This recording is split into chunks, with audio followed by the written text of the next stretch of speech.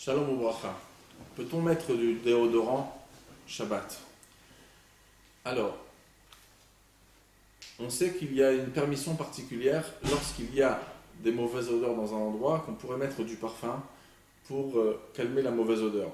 C'est pas à l'endroit qu'il n'y a pas d'odeur et qu'on veut en mettre. Donc concrètement, lorsqu'une personne aurait une mauvaise odeur de transpiration, elle pourrait mettre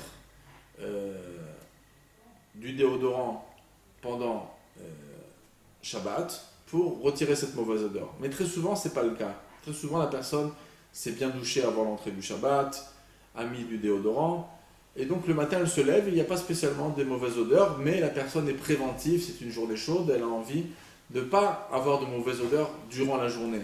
Donc elle veut mettre du déodorant le matin, donc elle n'a pas de mauvaise odeur, mais elle veut prévenir des mauvaises odeurs qui pourraient arriver.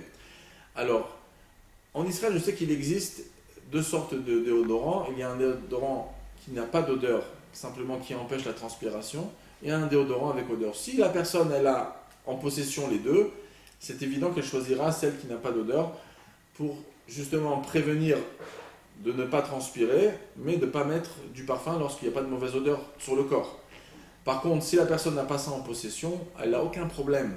Si son but, c'est de ne pas transpirer, c'est pas de mettre du parfum sous les aisselles, mais c'est de ne pas transpirer.